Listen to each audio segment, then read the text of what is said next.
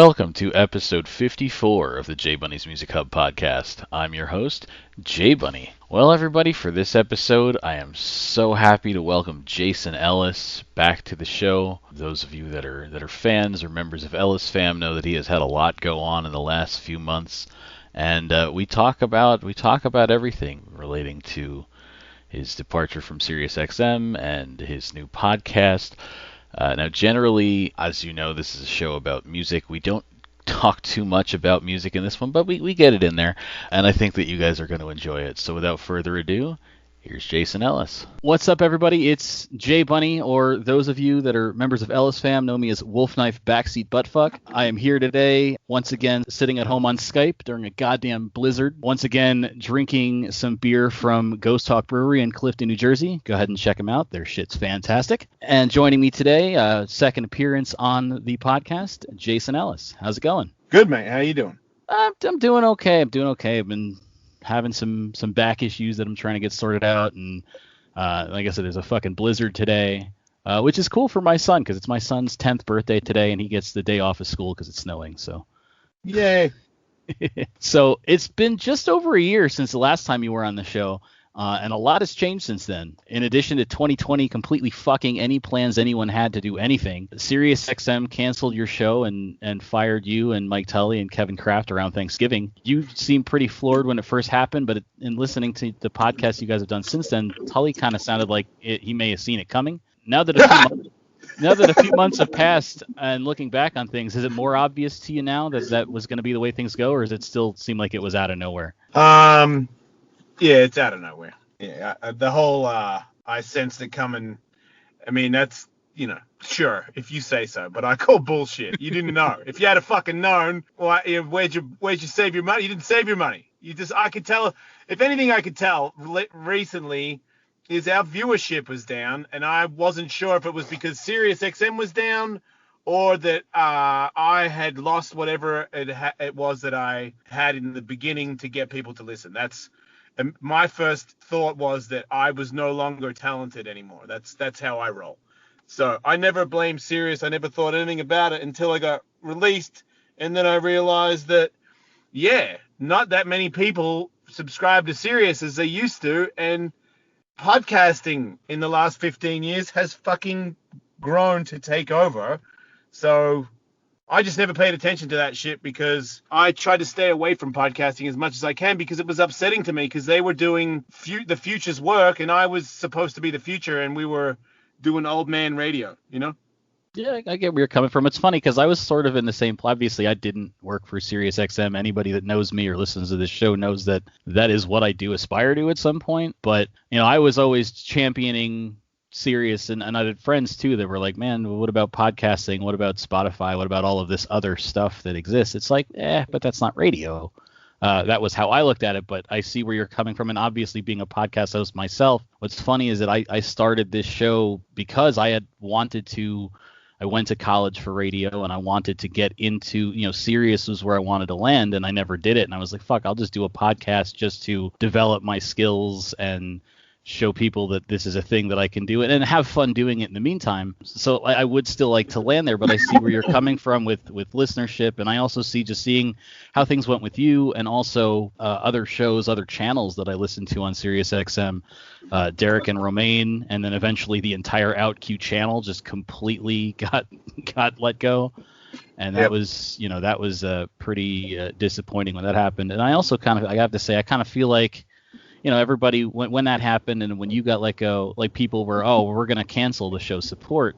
And I always felt really bad that I couldn't do that because I had paid for a lifetime subscription that was already paid up. Like there was nothing to cancel. I don't fucking care. Like getting people back is overrated, man. In my life of redemption, like what is it? Fucking when you get your revenge. Yeah. I'm not Tupac, man. It's not the sweetest thing next to getting pussy at all. To me, it's a fucking waste of time. I'd rather just get back to my life and not live in the shadow of somebody else that might have slowed me down or, it's just, I just don't take anything. After working there, that's one thing I can thank them for. I don't take anything personal anymore. It's just business and nobody fucking cares about you except you. Like, wake up and smell the fucking coffee, because that's what's up. Nobody fucking cares, dude. And the day you think that they do is the day you fuck up, because it's business, man. And if you're not hot, or they're not hot, or it's too much to carry, or something's got to give, it's you. They don't care. And it's not personal, because there's people at SiriusXM that really didn't want to call me and tell me that, and I know that, because they know that I was doing a good job. They know that I built that thing by myself. But I don't know, man. At one point, it was like, to get $1 million and be an illiterate moron was just the joke on everybody. But to me now is, I live my life my way. I don't know when the dust settles how rich I'm going to be, but I also, like, what the fuck is your deal with money, Jason? Like, when did I start caring so much about what my fucking car is in the driveway? Like, I really feel like this whole getting let go thing has made me analyze what's important in life, and what's important in life is not how much money I make a month. It's like my day-to-day life. How is it? Yeah, I get where you're coming from as far as, focusing on what's important and family and your kids. I understand that.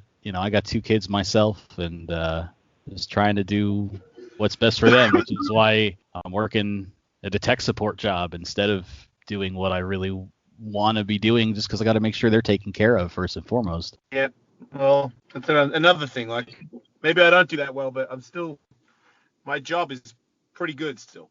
Yeah. Well, that's what I was going to say, is that instead of calling it quits, you're continuing the show as a podcast, and you wasted no time building a studio in your home for the new shows. How are you able to get that done so quick?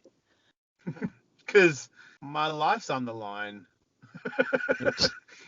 And it's like, don't get it built. I don't know, man.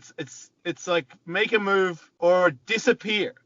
Right. I'm not disappearing for fucking anybody. Like, that's not how it ends for me. So yeah, I called people, and it's actually surprising how many people wanted to help. People reached out to me and offered connections to me, because they felt like, what had happened was, unfair, and they didn't want me to disappear. They felt like I had the talent to be something bigger than I already was, and sort of really reached out to me and offered help to me. So that's right. Really how that happened. Like, someone was like, you need to, Bert Kreischer was like, you got to get back out there, and some other people reached out to me and said, I build studios and I can do it if you just fly this guy out. So I just made a couple of investments, and just, I just kept thinking, the more I thought about it, I was like, maybe the show is nowhere near over, and maybe SiriusXM is over, and the Jason Ellis Show is finally in that spot where it could be, the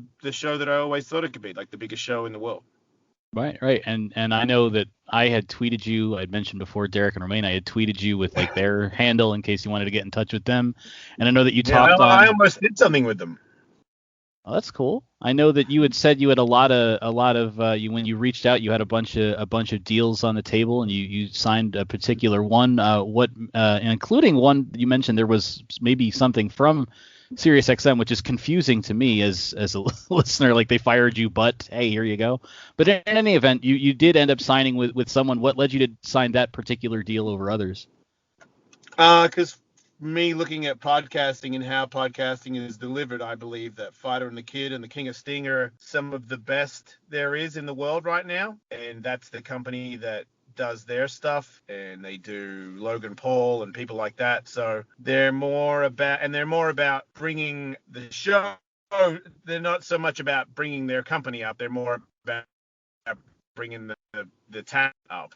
So the way they package is the most professional, best looking. It's best foot in the door. So it's more about the way they deliver stuff and what I have to deliver. This way, if it doesn't work out, I can't say that I didn't try to do it the right way, because I could do a Derek Romaine deal and just do a live show 5 days a week, and we could only exist to the SiriusXM subscribers that heard us, and we'd make a lot of money.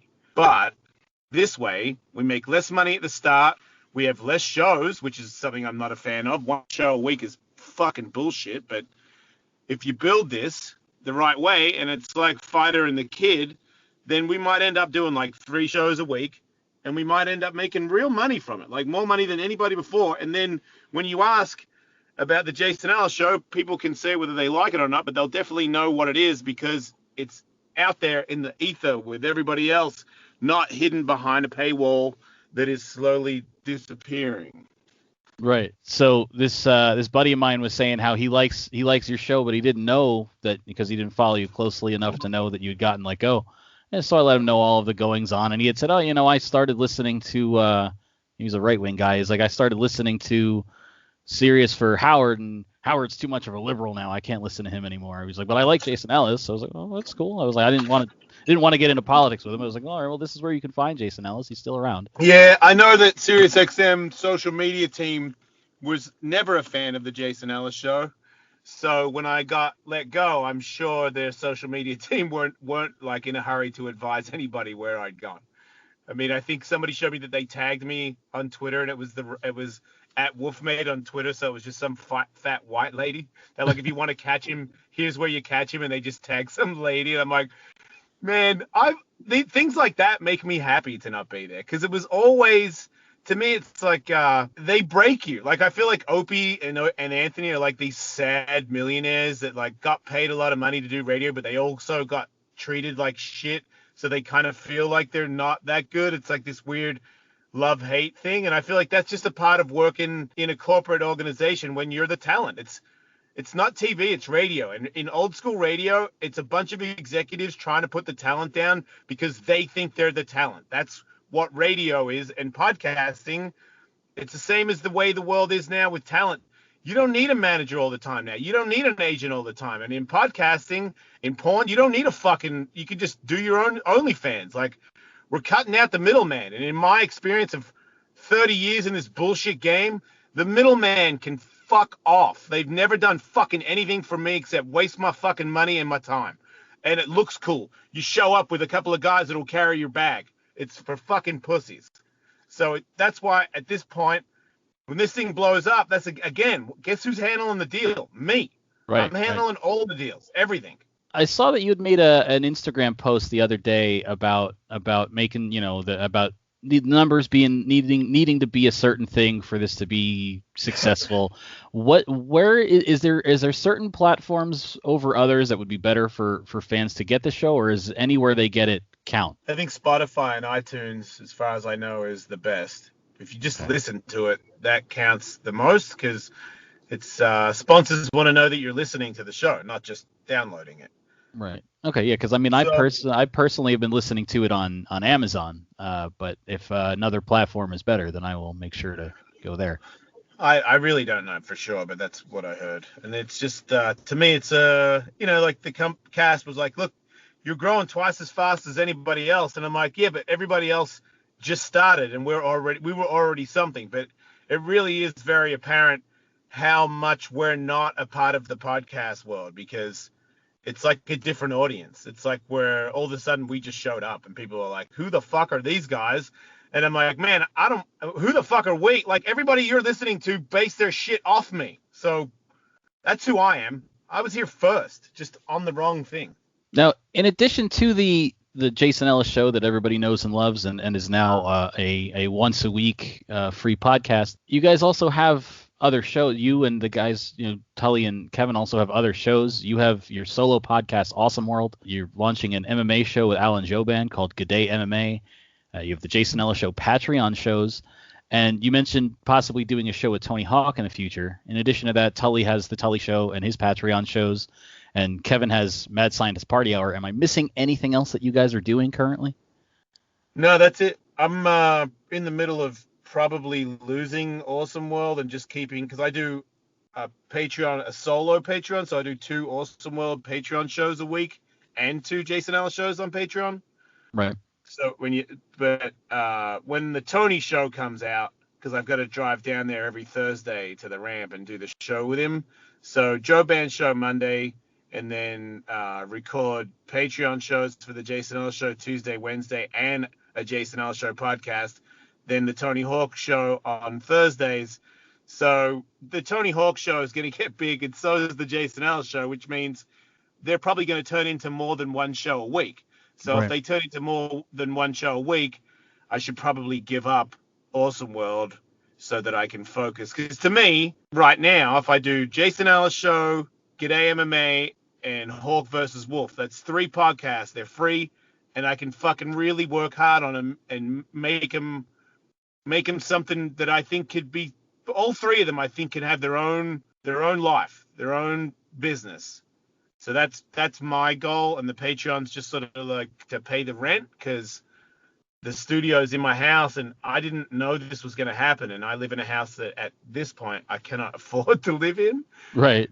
So I'm just lucky I fucking gave up the Mercedes and shit before I got dropped, because I've actually, like, I know Tully says that he thought something was going to happen. I don't know exactly if he knew that was going to happen, but I knew that things had got tight because I could tell by the response on the show. I just know if we're hot or not, and I know we're not. And I was like, I feel like the channel move was a bad idea. I feel like going to Opie and Anthony's channel and nobody, because it was all this big meeting I had with somebody that I'm not going to say any because I'll probably get in trouble, but promises, and it was just like 50% of that was a fucking straight up lie. And at one point I even heard Opie before he got fired. They were like, why is it called Faction Talk now? And he's like, I got no fucking idea. And I thought, cool, because you fucking know exactly why. Everybody knows why, but nobody's going to say it. No one's going to announce it. And then it's just and then it just turned into, because it's not even what it is. And I'm like, okay, cool. I already signed the deal, but Faction Talk was supposed to be my channel. Jude was supposed to come over. And then all these people like Bennington and Kavino and Rich, I was like, what the fuck? And they're like, yeah, and they're using your studio. So I just became a bitch, for being a rebel, of people thinking I'm a rebel, I'm a fucking bitch. Those guys broke me. I did whatever they wanted. I mean, I think that I only know what I heard on the radio, but it seems like you kind of got dicked around a little because, before the move, they had given you partial control over the Faction music channel. And so it seemed to me as a listener, like, okay, well, he's already got this bit of control over this channel, and now they're moving him somewhere else and naming the channel after where he was. Like, I had my name in the other channel. That's why I didn't want to leave. I think I've mentioned it, but at one point I told my manager at the time that I do not want to move. And that's when the CEO called me and started yelling at me in a restaurant, because he's like, what do you mean you don't want to go over there? And I'm like, this doesn't sound like it's worth it to me. I already have Faction with Jason Ellis, and I have control of the music. And that was when there was all this money offered, and it was more money for the other guys, which didn't really turn out the right way because Kevin was never happy. So, I remember Andrew always bitching at me, which was crazy. Like, get me more money. And I'm like, I'm getting you more money. Cool. Yeah, I don't miss it at all. Now, this podcast, this isn't your first foray into the podcasting world, and I wanted to ask you, if I could, about some of the past podcasts that you did. You and Tully had started the Ellismania podcast at one point, and I recall that when you guys started that out, you had said that it was going to tackle more serious topics than your SiriusXM show. And it did at first. And then at some point that morphed into Podly Crew, and Kevin was involved. And then Tully and Kevin left, and it was Ellistronics again, but you by yourself. What caused all of that changing, and why did that show eventually end? Well, I just did that because on it said Aubrey was like, you got to do a podcast. And then we did that. And then I got in trouble for saying that I was going to say something different than the Jason Ellis Show. So I had to take that down.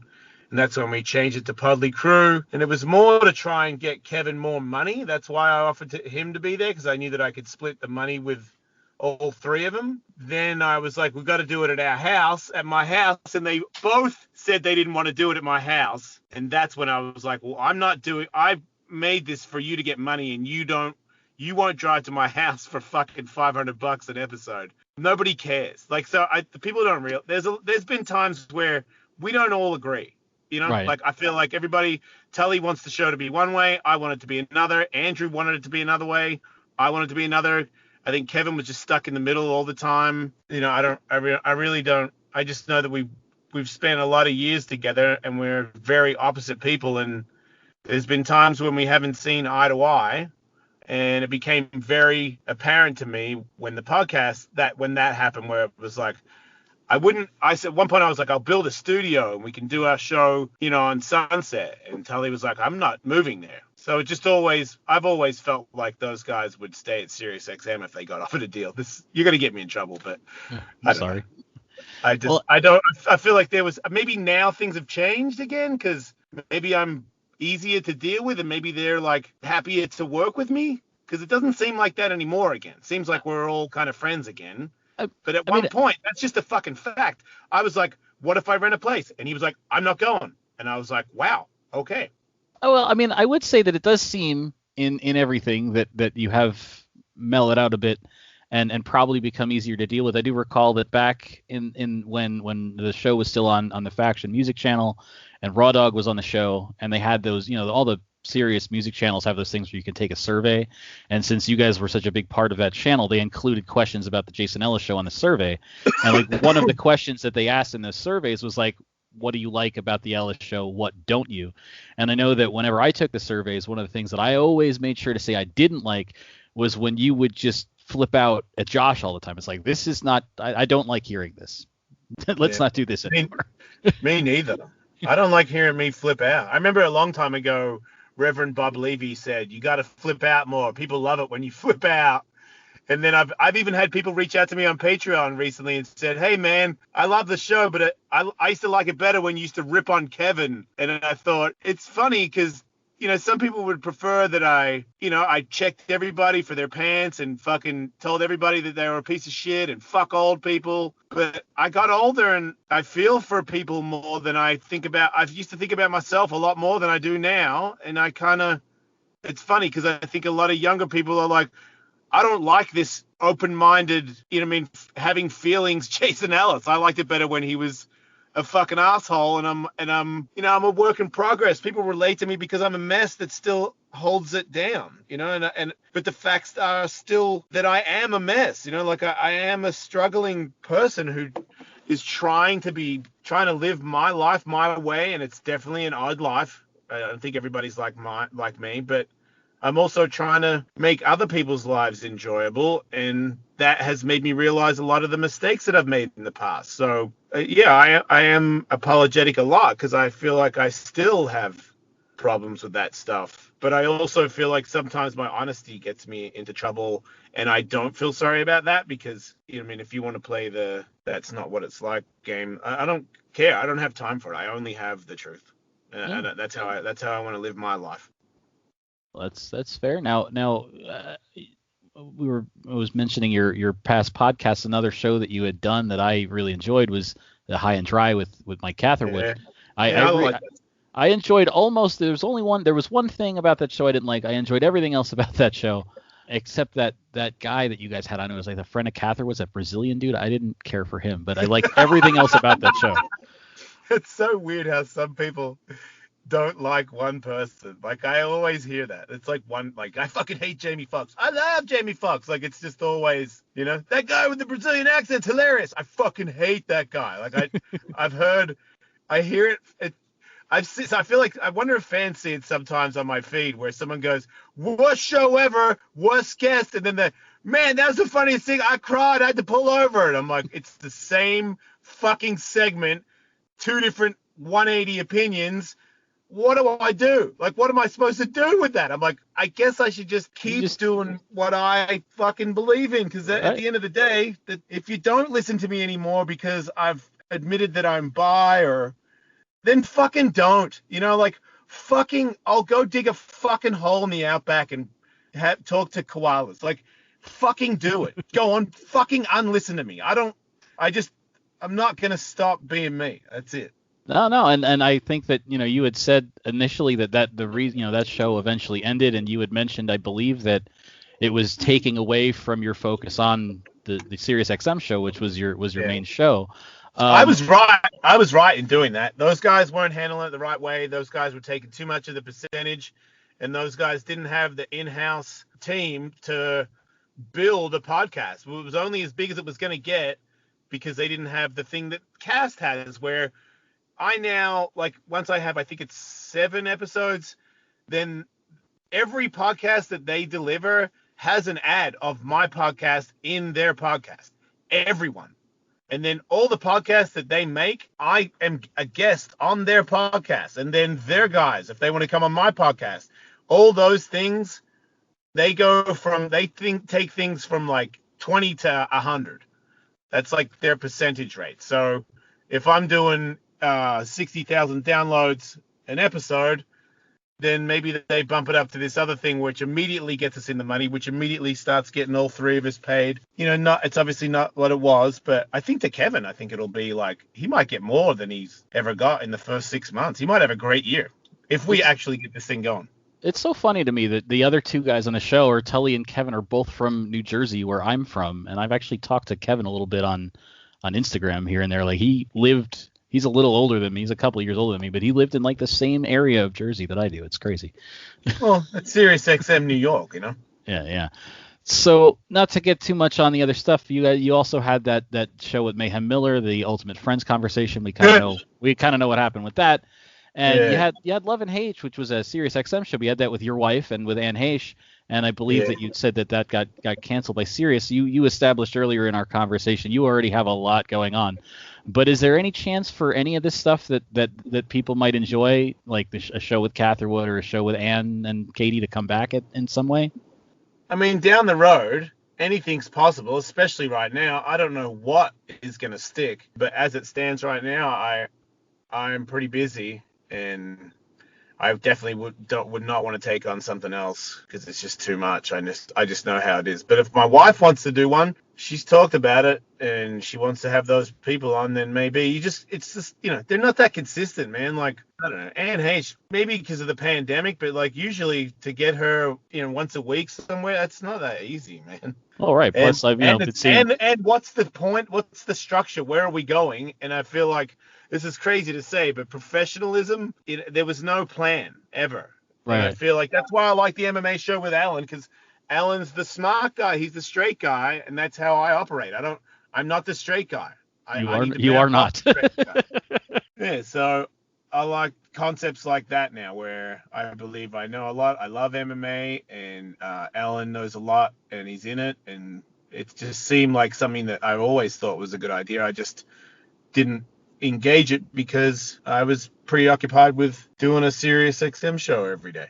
Right. I will say Love and Hate was interesting, and what I liked about Love and Hate, in addition to you and Anne, is that I liked hearing Katie on the show. And also with High and Dry, she was more of a figure in that show as well. And I like hearing her on the radio more. And it seems like now, I mean, she's not necessarily on. I haven't heard her at least on the free shows yet, but except for chiming in here and there. But she's sort of your producer now, right?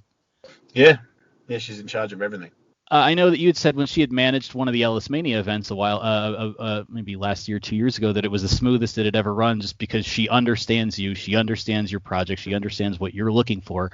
Is that at least part of why she's involved with the show in the way she is now? Well, there's that, and we don't have any fucking money, dude. Like, who am I? I got to pay somebody $80,000 a year to produce the Jason Ellis Show when I'm not sure I'm gonna make $80,000 this year.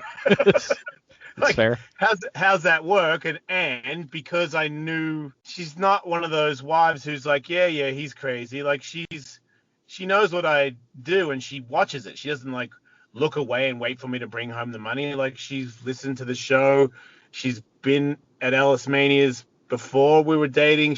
We have a lot in common. We're very similar. She likes fighting and, fucking and violence and in an adult way or whatever, but we have a lot of similarities. So, she thinks I'm funny and I think she's funny. So she's listened to the show, not because she's my wife. She's like, I like Jason. He's a funny guy. So she knows about the show. She knows what I like about the show, what I don't like about the show. So yeah, more than anybody, I just don't like cheese, man. And she's like super anti-cheese as well. So she always, I'm less of it comes my way because she's in charge of it all. And I love, she wanted a career, and it's like, all I do is take care of your stupid ass. And it's now she's running a fucking business that we're out, all of us are depending on. She's got an OnlyFans account. She makes more money than all of us. She's running the fucking show right now. And I feel like she's got, she feels she's got some pride. She probably feels really proud. I know it's busy and we're both very stressed about it, but this is life. Like, we've been together enough now to know that, we're fighters, and whatever it takes, we're going to keep going. We're going to make it. We're going to have a great life. Nothing's going to stop us, Yeah, man. It really, I've never met her. I mean, she was standing near me at the one Ellismania I went to, but we've never met. But just in hearing her on your shows and hearing the way that you guys interact with him, it really seems like she's the best person for you. You guys really were made for each other, it seems. Yeah. And it really I feel like although your relationships may not be traditional, it really is something that in general people should aspire to, finding someone that fits them as well as you guys fit. Yeah, because for sure I would have thought who I am dating me that just doesn't, there wouldn't be anybody, but there is, because we're very, very happy. Yeah. This is generally a show about music, and so I would be remiss in not asking, the last time you were on, you had mentioned the possibility of bringing back the band in some form, and including Hate Bean or Cool Beans. Since then, you've reconciled with Christian and Josh, and it's been mentioned that the original band could reform. Do you have any solid plans, one way or the other, as to what might go on with the band? Not really. I can tell you that Christian is coming to my house tomorrow, and we're working on a song that I'm singing to Pink, because she's going to be a guest on the show, so I'm going to serenade her with a song in the same cadence as, remember when I did the Dear Dick song for Rob Dyrdek? Yeah, so we're going to work on a song together tomorrow. So potential of us doing a Death Death Die, play a bunch of songs or whatever, I feel like there's a huge possibility of that happening one time for an Ellismania or something like that. I don't know about it. I don't know about a new song. And I also feel like if the band did get back together, the chances of Hate Bean and Death Death Die are pretty low. Well, yeah, it did seem like Christian had a lot to say about Will on that. I know. And I'm trying to get those guys to talk to each other, but it's not easy for me, man. I'm fucking stressed. I could potentially be super depressed about all of this, but I'm really trying to stay focused on shit. And when I talk to those guys and they got this bitterness towards each other, I can't be in the middle. I can only help so much. If you fucking hate the other guy that much, I don't want to be involved in it, and then the whole, I got to talk to SiriusXM before I come on the show. I just feel like it sounds like another hook in my side, and I just don't. I still can't listen to SiriusXM in my car. I don't want, if I'm hearing that there's trouble with you coming on my show, then don't come on. Just stay away from me, because I don't answer to that anymore. Because I know that the fucking CEO is not going to fire anybody for being on my podcast. It's fucking bullshit. It's just another thing where it reminds me of that whole organization where you ask a question and you get this weird, well, we'll talk. I got to talk to this fucking person that doesn't even have a name, just some goddamn ghost that apparently is going to fucking control the answer to whether I can do this, this, and this. And he'll get back to us when he gets back to us. I'm just like, not for free. Not anymore. If that's what you have to say, then you should tell somebody else, because I don't work there. If you think it's mysterious, you stay over there and get mysterious. I'm over here with facts. You coming in? Yes or no? And also, no is no problem. I don't hate anybody. I'm not mad at anybody. I just don't want to be in it at all. That's fair enough. And then as for Ellismania, because we mentioned that a couple times, you were able to do one last year with no crowd at Lake Havasu. Do you think you'll do any crowdless events just to keep them going, or are you going to wait for all this corona shit to subside so you can do a proper event with a crowd and ticket sales and all that shit? Yeah, I'm definitely going to wait. I mean, you're talking about a budget, and for me to just drop a bunch of money again right now, that's insane. Yeah. And are you still planning on doing them in Vegas, or is Ellis Fight Island and Havasu like the new home of Ellismania? Yeah, I don't know, man. I feel like we got options, I feel like right now is all about building that podcast back up, and then when the pandemic ends, I feel like the Jason Ellis Show can now start going to comedy clubs, because we're a podcast, and the people that we work with they get podcasts to go to comedy stores. So I think we're gonna do a lot of touring, which is gonna build more crowds. And then I think the Ellismania is going to be even bigger, and it'll probably be at Virgin, at that room that'll be called something else. Yeah, for me, I'll do it because it's going to be fun, but just to keep doing them, because I can is not what it's about. So I would only just look at doing one big one and then maybe one big one in Havasu. And if people like it and the show grows again and goes back to that energy that it once had when people were listening all the time, then sky's the limit. I certainly hope to like I said, the only, or I told you on the last time you were on the show, the only show I ever got to go to was when you guys did the final, band performance in New York, and you called the band Horse Force, and then later said the event was Ellismania 9.5. I went to that one, but I've never been to any of the other ones. So I really hope to get to go to one in the future. So the only other thing is, we've touched a lot on a lot here today. Of all of what you've got going on now and in the future. Do you have any other plans for the future that we may not have mentioned? Do you have any, might you guys, now that you have this new podcast and this, new start and all this, might you guys you and Tully write another book maybe, or? That's funny because I was making a joke with Christian yesterday about softening the fuck up, because of like, the things that have happened recently, and I'm like, man, I am not this fucking hard guy that everybody thinks. Like I'm super sad about what happened. Like I'm soft as fuck. So another book sounds so terrible to me, but especially just I don't know if the book's about shooting guns and clits. I don't know what it is, man, but I'm a little gun shy about books because I feel like that last one, was upsetting to a lot of people. Whatever.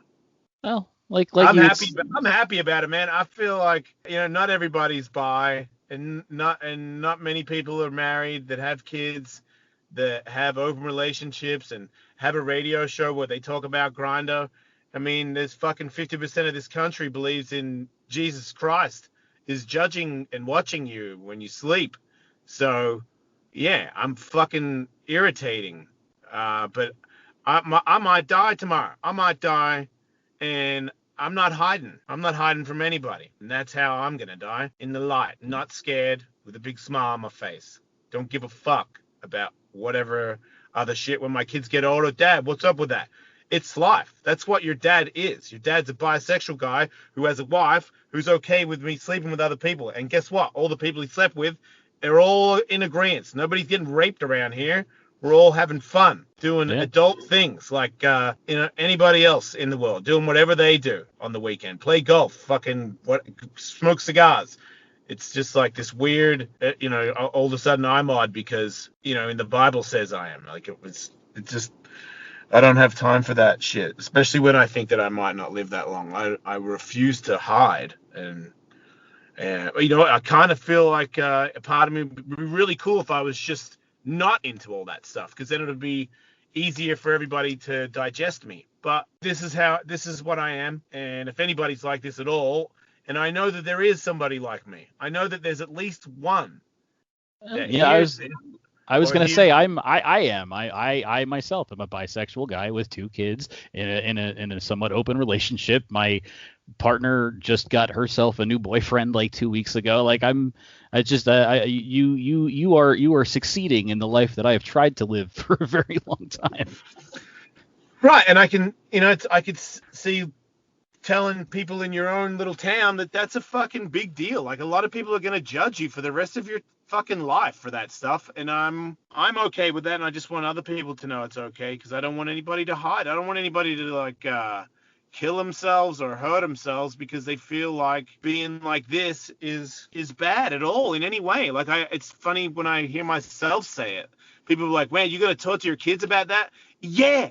Like, what's the big deal? What people fucking, how do you think you got here? It's just insane to me to think we can watch everybody get kicked in the face. You can watch fucking people spear each other in the face in movies, but you can't talk about coming in people. Like, get the fuck out of here. It's such a ass backwards world that I don't co-sign at all. Like, I just feel like sex is totally natural, and shooting people is crazy bad, but one's just everywhere, and the other one you get flagged for getting even near it on Instagram, and in the name of what? Like, what is that?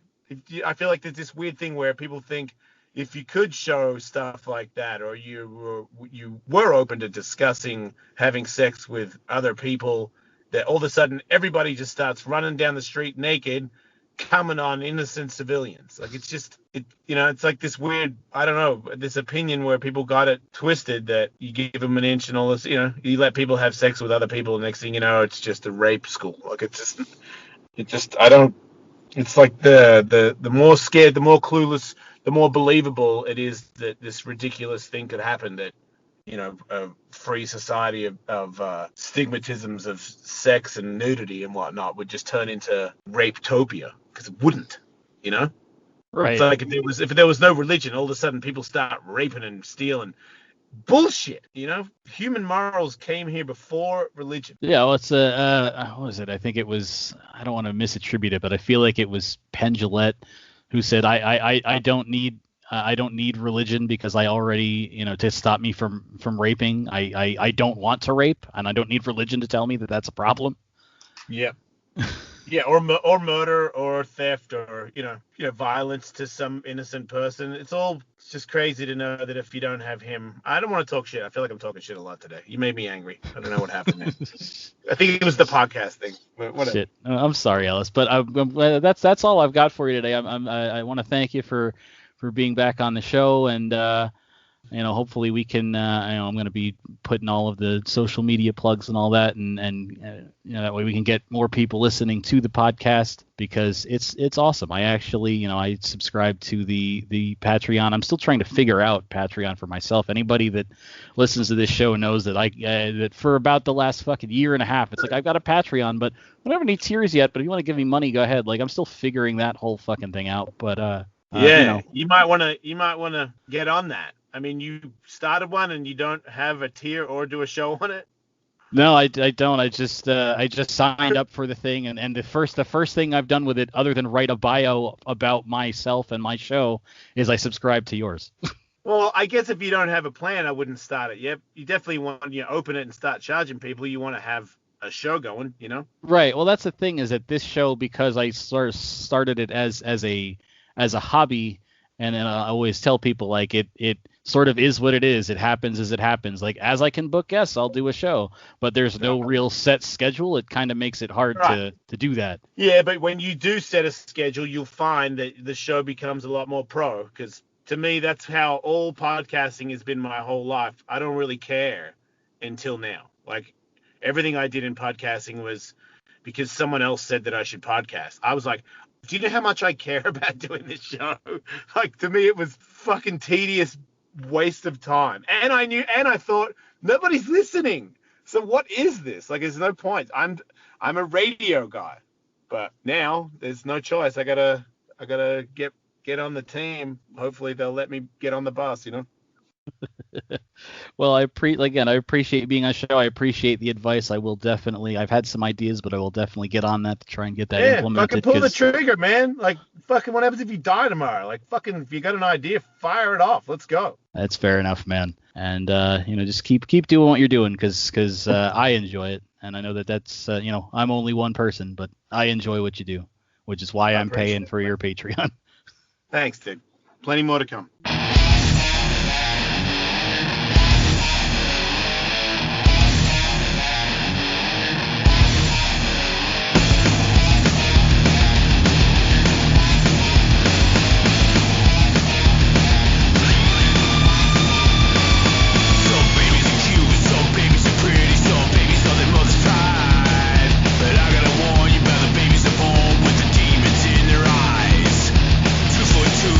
Nothing to lose.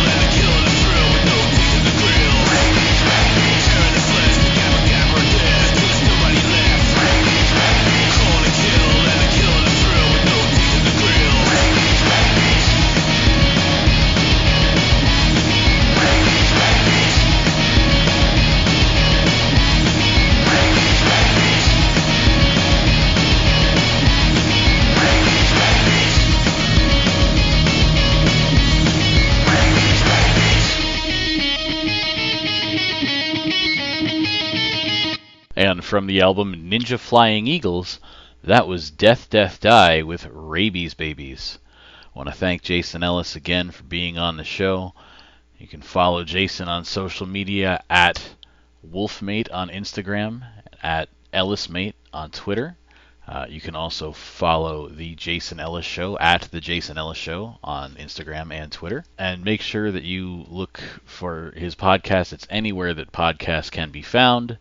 As I mentioned in the show, I personally have been listening on Amazon, but it's also available on iTunes, on Spotify, and like I said, anywhere that you get your podcasts. You can also find the J Bunny's Music Hub podcast on Facebook, Twitter, Instagram, at J Bunny's Music Hub. As I mentioned in the show, as I mention all the time, I have a Patreon that I haven't done anything with, and Ellis really has me motivated to make sure that something gets done with that. So I probably this weekend I'm going to put something up on there as far as tiers, even if it's just the basic, like, hey, you're supporting me for $1 or whatever. I've got some ideas. We'll see how they go, and we'll change it if necessary. But I'm definitely going to get that up and running in a way that is actually serving a purpose, instead of, hey, there's this account that nobody can do anything with that I keep saying I'm going to do something with.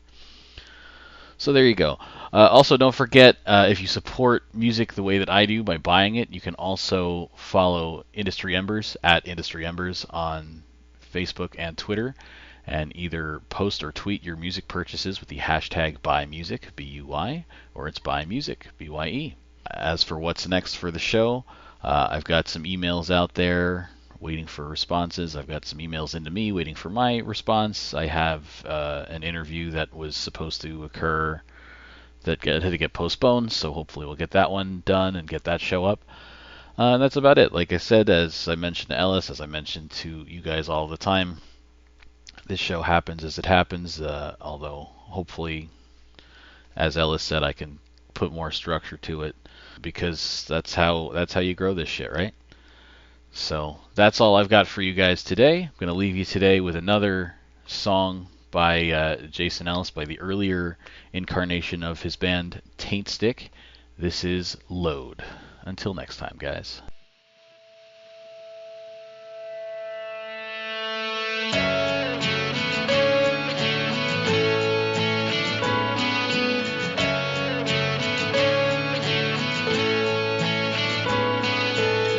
The world is dying, there's nowhere left to breathe.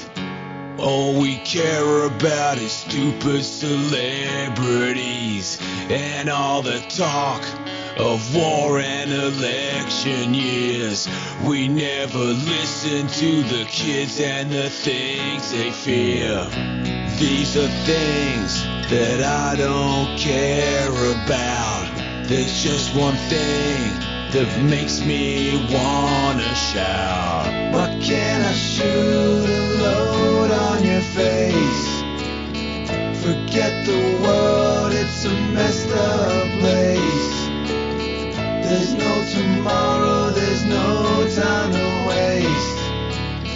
Just let me put a load on your face. A girl is born with far too many legs. Iraqi people are forced to steal and beg. Katrina came and left so many dead. The children pray, they pray for their daily bread. These are things that I don't care about. There's just one thing that makes me wanna shout. Why can't I shoot a load on your face? Forget the world, it's a messed up place. There's no tomorrow, there's no time to waste. Just let me put a load on your face. There's nothing I wouldn't do to get it all over you.